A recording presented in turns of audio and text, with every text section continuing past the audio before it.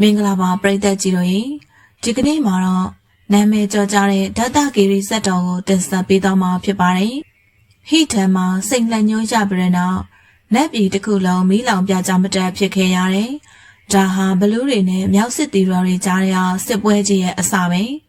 ချစ်ချင်းမြတ်တာဆိုတာတေချင်းတရားစီဥတည်သွားတဲ့လှည့်ပြားမှုတစ်ခုဖြစ်လာတဲ့အခါမှာတော့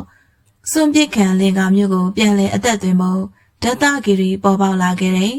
ဒီဇလန်ကဘလို့ဆက်ဖြစ်မလဲဘလောက်တောင်စိတ်လှုပ်ရှားစရာကောင်းမလဲဆိုတာအတူတူကြည့်လိုက်ကြရအောင်နော်ဒီလိုထူးထူးဆန်းဆန်းတန်တိုင်းတွေကိုအမြဲကြည့်ရှုနိုင်မို့ကျမတို့ရဲ့ channel ကို like and subscribe လုပ်ပြီး notification bell လေးကိုလည်းနှိပ်ထားခဲ့ပါအောင်နော်ကဲဒီလိုဆိုရင်တန်တိုင်းလေးကိုစတင်လိုက်ပါတော့မယ်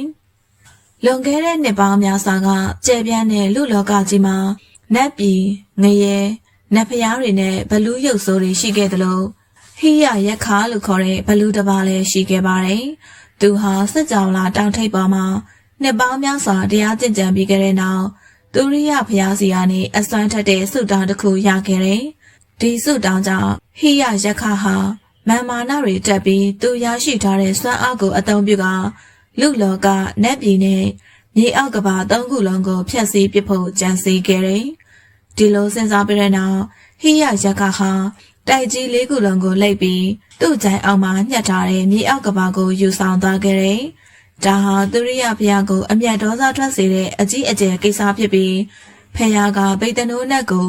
ဟိရယခါကိုဖျက်ဆီးဖို့အမိန့်ပေးခဲ့ပါတယ်။တာဝန်ပေးခင်ရပြီးတဲ့နောက်ဗိတ္တနိုးနတ်ဟာအချိန်မဆွဲတော့ပဲစိတ်ဆွဲရှိတဲ့ဝရဟာလို့ခေါ်တဲ့ဝက်ဖြူကြီးအဖြစ်ဖန်ဆင်းကမြေအောက်ကဘာကိုချက်ချင်းဆင်းသက်သွားပြီးဟိယရက်ခါကိုပြင်းပြင်းထန်ထန်တိုက်ခိုက်ခဲ့တယ်။သူတို့နှစ်ဦးရဲ့တိုက်ပွဲဟာမြေအောက်တစ်ခွင်လုံးတုန်ခါသွားစေပြီးမကြခင်မှာပဲဟိယရက်ခါဟာဝက်ဖြူကြီးရဲ့စိန်ဆွေနဲ့အသက်ခံလိုက်ရတယ်။ဟိယရက်ခါတိတ်ဆုံးသွားပြီးတဲ့နောက်ဝရဟဟာ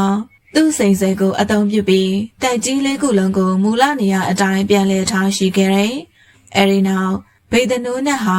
မူလအတိုင်းလက်ချောင်းလေးချောင်းနဲ့ပြန်ပြစ်ကဂလုံးငှက်ကိုစီးပြီးနဂါမင်းကြီးအနန္ဒရဲ့အပေါ်မှာလဲလျောင်းအနားယူနေခဲ့တယ်။အဲဒီအချိန်မှာပဲဗိဒ္ဓနိုးနတ်ရဲ့ချက်ကနေကြာပွင့်တပွင့်ထွက်ပေါ်လာပြီးကြာပွင့်ထဲမှာအသားအရည်လှပတဲ့ကလေးငယ်တစ်ယောက်အိပ်ပျော်နေခဲ့တယ်။ဗိဒ္ဓနိုးနတ်ဟာကလေးကိုယူပြီးသူရိယဘုရားထံခေါ်ဆောင်သွားပြီးသူရိယရက်ခါကိုတတ်ခဲ့တဲ့အကြောင်းတွေအားလုံးကိုပြောပြခဲ့တယ်။ကမ္ဘာလောကကြီးပြန်လည်ငြိမ်းချမ်းသွားတဲ့အတွက်သူရိယဘုရားလည်းဝမ်းသာသွားခဲ့တယ်။ဗိတ္တနိုးနတ်ရဲ့တားဖြစ်သူကိုတရားမင်းစီလွှဲအပ်ပြီးလူလောကမှာမြို့တစ်မြို့တည်ထောင်ဖို့နဲ့အဲ့ဒီကလေးကိုသူရိယမျိုးနဲ့ရဲ့ပထမဆုံးဘုရင်အဖြစ်နန်းတင်ဖို့အမိန့်ပေးခဲ့တယ်။